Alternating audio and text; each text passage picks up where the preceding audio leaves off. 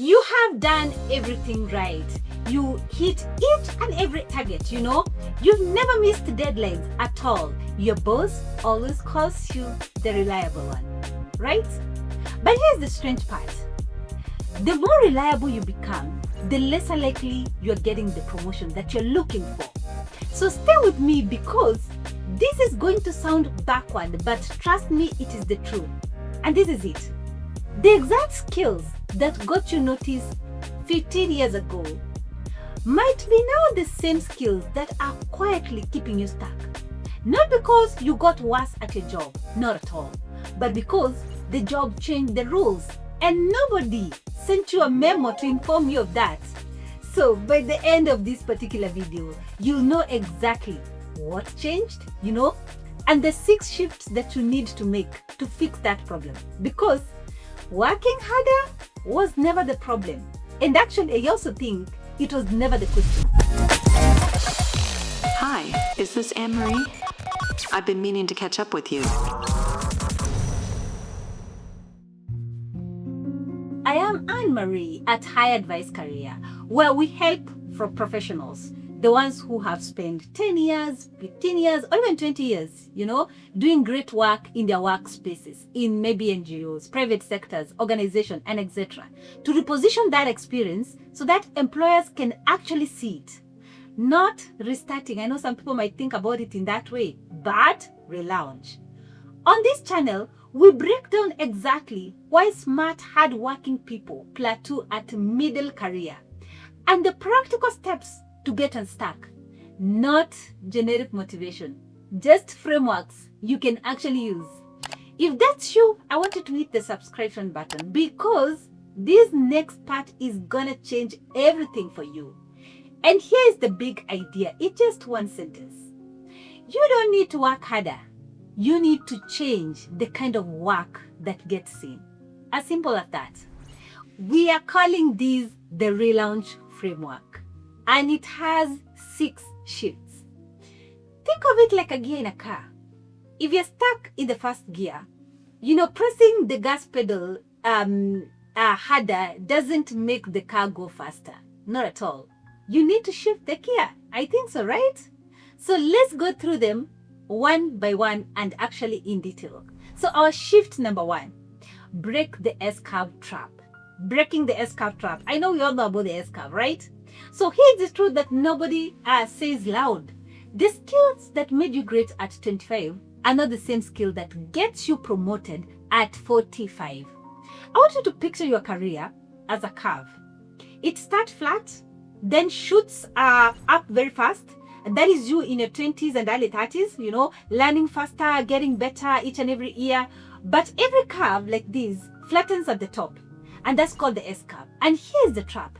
The exact behavior that got you up the steep of this part of the curve, being faster, being accurate, and also being the go-to person, are the same behavior that are now keeping you stuck at the top flat part of the curve, right? I want you to think of a finance officer who spends decade becoming the fastest, most accurate person in her team. Every year, she got better at spreadsheets. Every year, her manager, relied on her more. But when the head of finance role opened up, it went to someone with half her technical skills. Because that person stopped doing the spreadsheet 2 years earlier and started running the budget conversation with donors instead, right? In the year 2026, AI tools do most of these fast and accurate work in just a minute. So being that best at execution isn't rare anymore. It is the baseline.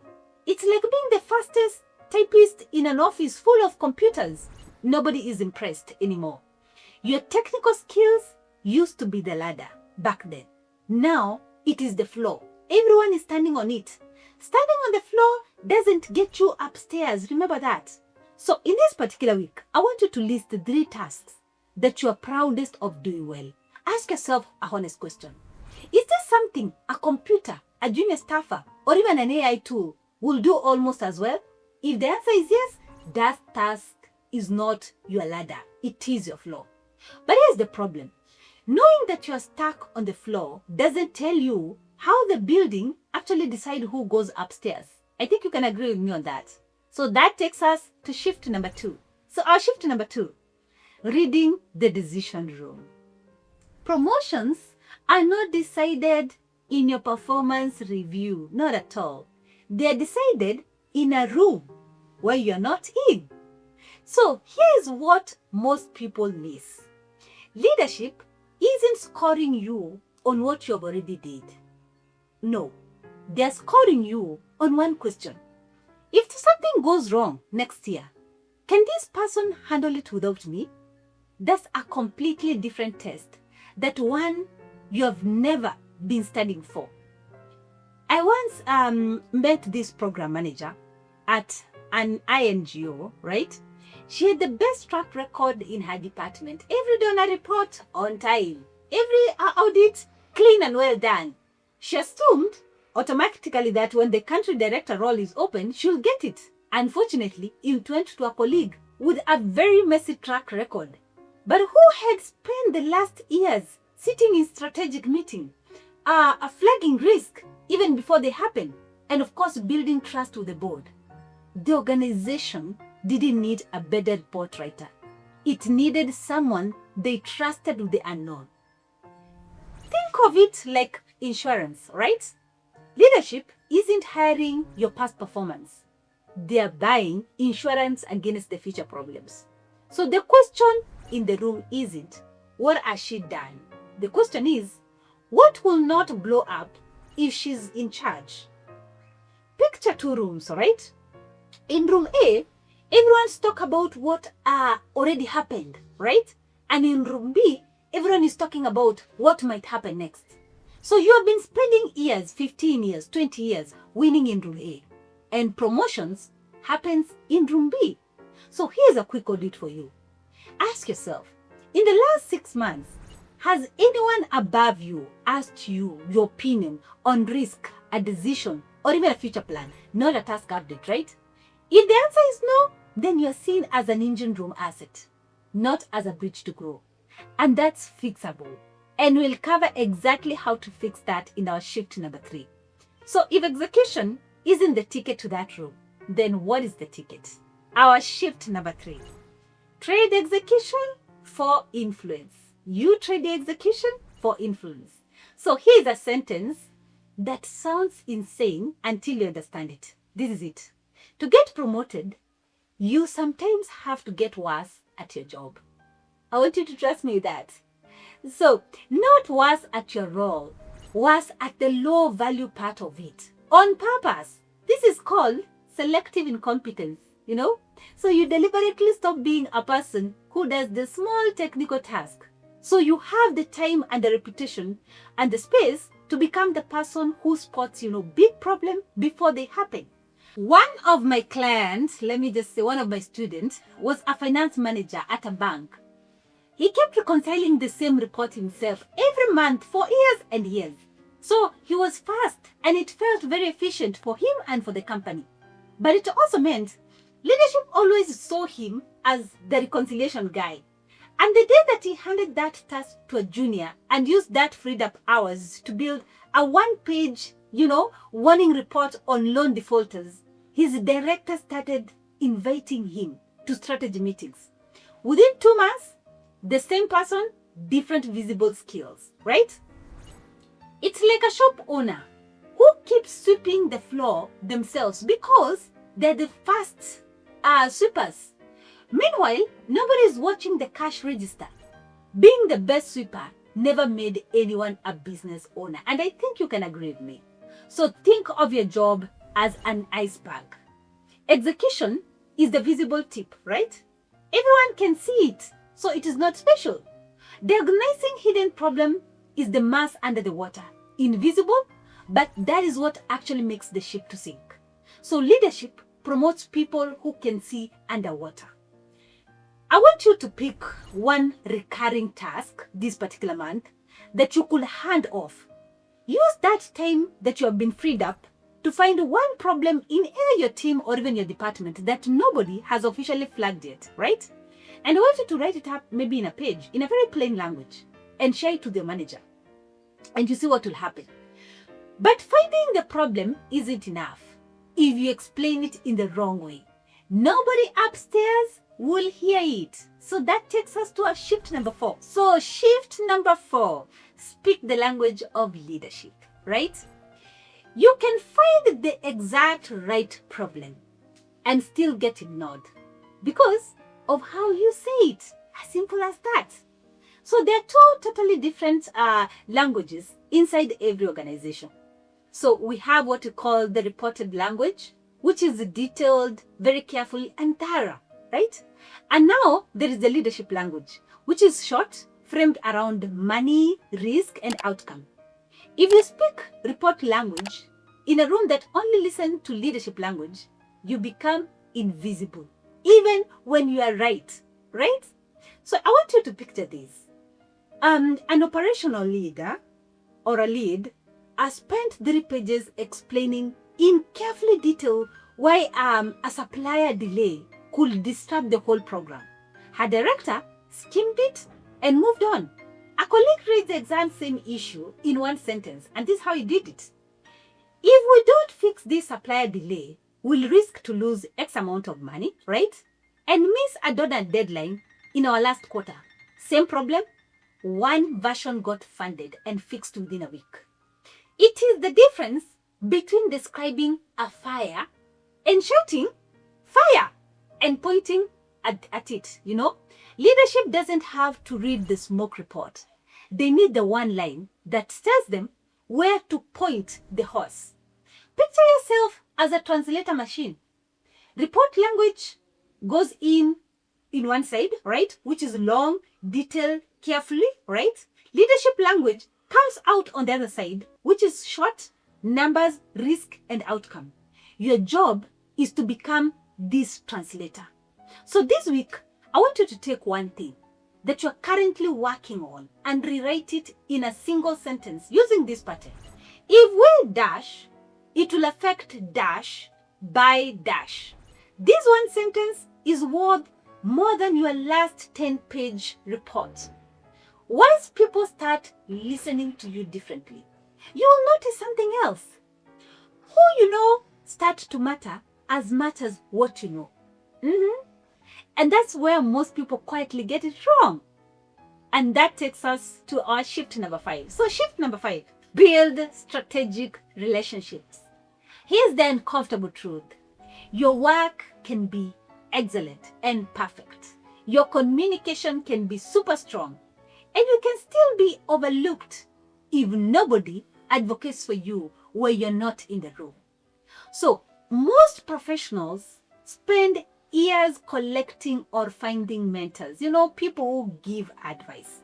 But career acceleration often comes from sponsors. These are people who uses their influence to create opportunities for you. So a mentor talks to you, right? And a sponsor talks about you when decisions are being made and you're not there, right? So I want you to imagine this. An operation manager in a development organization had a very strong performance. Each and every year, her performance review was good. She attended trainings, sorted mentorship, consistently delivered results. But her breakthrough came when a senior director, right, invited her to a presentation on cross-functional solution to the executive team. That director later recommended her for a leadership project she never formally applied for. The difference wasn't any new skill. It was the new sponsorship. Think of it like a football match. Talent gets you onto the ground. And a sponsor is that coach who points at you and says, put that person in the starting lineup. Without that signal, talented players can spend long time on the bench waiting. So imagine your career as a bridge. Skills are on one side of the bridge and opportunities are on the other side. Sponsorship is the structure that connects the two. So without it, you are standing on the correct side, but still not crossing over. So on this particular month, I want you to identify 3 people inside or even outside the organization who have influence over projects, influence over promotions, or even visibility to opportunities.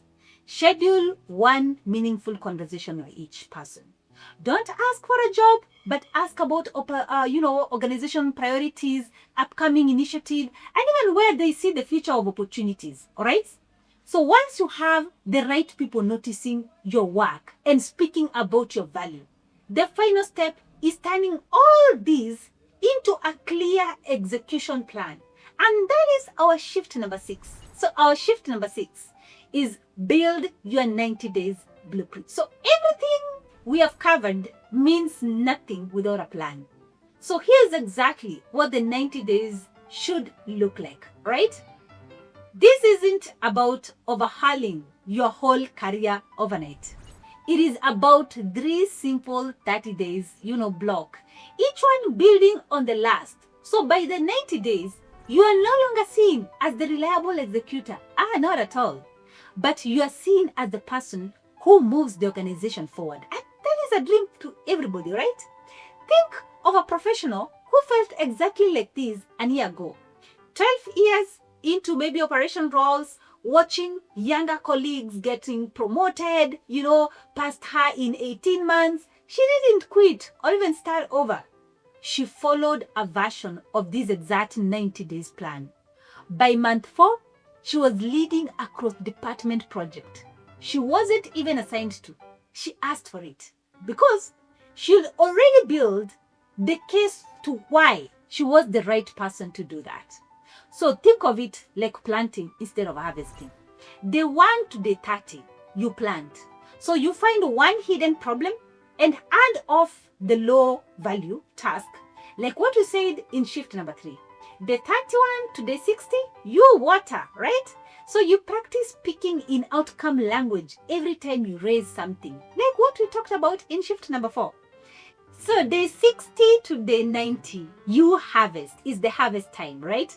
You actively ask for visibility, a seat in a planning meeting, ownership of cross-team initiative, and a direct conversation with the manager about where you want to go next. It is a staircase, that is what we say, not an elevator.